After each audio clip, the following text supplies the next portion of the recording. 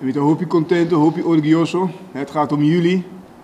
En jullie betrokkenheid, motivatie, determinatie, Aki, om hier vandaag toch te zijn. De hoopje bom. Daar start het mee. En het is ontzettend belangrijk dat we met deze opleiding aanvangen. Niet alleen omdat jullie daar recht op hebben, maar ook omdat het over de toekomst van onze organisatie gaat. No? Het futuro de onze organisatie. Ik denk over, een jaar of 15, 20, misschien al over 5 jaar zullen veel mensen, veel collega's van ons weggaan en welverdiende pensioen krijgen. En dan blijft er een nieuwe groep op. Een nieuwe groep blijft over. De schouders waar de collega's op moeten staan. De nieuwe leiders. En Sakita, jullie. Het is ontzettend belangrijk dat jullie hier zijn. Dat jullie blijven investeren in jullie ontwikkeling. In jullie vak. En ook in jullie leiderschapsvaardigheden. We rekenen op jullie. En er is alle vertrouwen in jullie. Dat is het belangrijkste om te zeggen. En nogmaals, onze organisatie staat voor een ontwikkeling, een reorganisatie. We zijn al bezig. Een strategie noble, pero no está difícil. We maken het makkelijk en werkbaar. Etapa 3 cos, 3 meta. Dus daar komen we prioriteren. Seguridad van de collega's. En dan hebben we het over uitrusting, middelen, vervoersmiddelen. We hebben het over bienestar die cada un collega. Het welzijn, cultura, ambiente. Het mag een goede werkplek zijn. Ons werk is al vol met risico. Onze collega's zetten hun leven op het spel in onverwachte situaties. Dus als we op het bureau zijn, mag het gezellig zijn, mag het fijn zijn. Cultura, ambiente. Ontzettend belangrijk. En daarbij hoort ook goed werkgeverschap. Jullie zijn palabra met papiamento, volgens mij donador de trabalho, bom donador de trabalho. Dat is waar wij als organisatie voor staan. En tot slot gaat het over een perspectiva, een desarrollo, de mogelijkheden voor collega's om zich te kunnen ontwikkelen, perspectief te hebben en zingeving te hebben. No? Dus het allerbelangrijkste, veiligheid, welzijn en zingeving.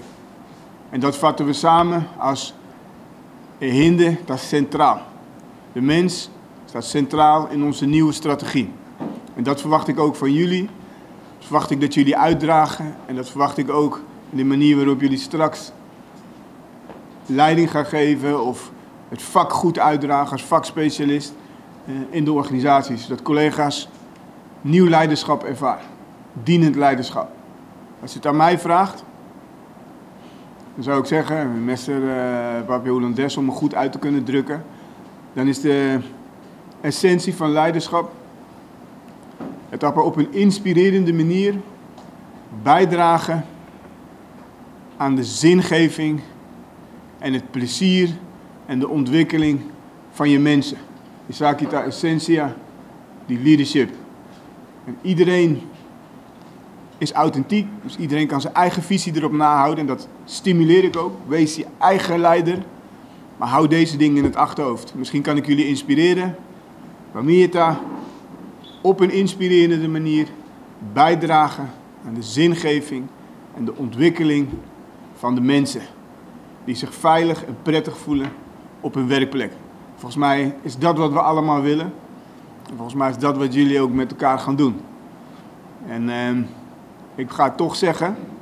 En daarna gaan we over naar de iets leukere dingen.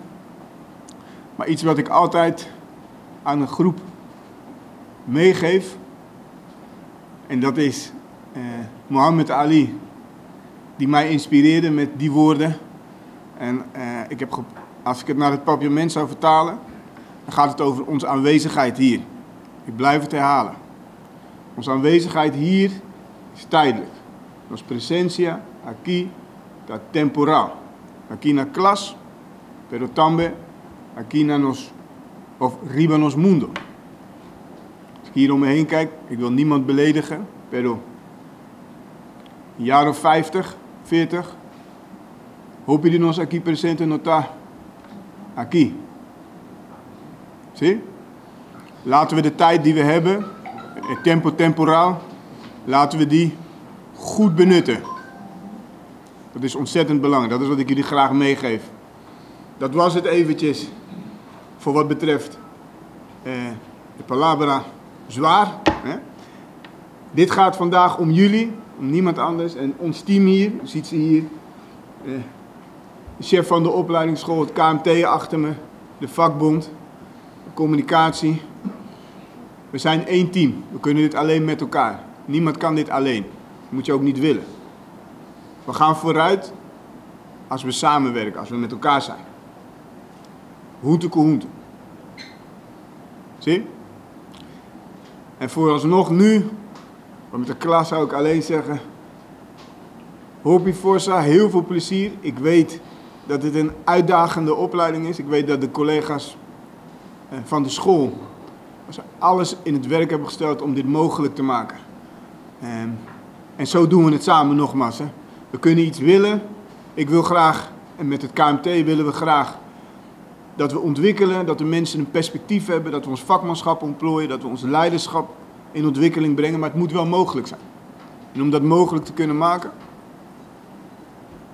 nos tem de politieacademie, aqui presente in forma senor Ras. Hij houdt er niet van om in de picture te staan, maar ik doe het toch, want ik ben hem ontzettend dankbaar voor wat hij doet.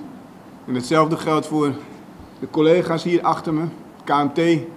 We spreken vaak ontwikkelingen, kritisch, wat is mogelijk, wat is niet mogelijk, hoe gaan we het doen. Maar dan waak die land, we kijken altijd naar voren in het belang van onze mensen.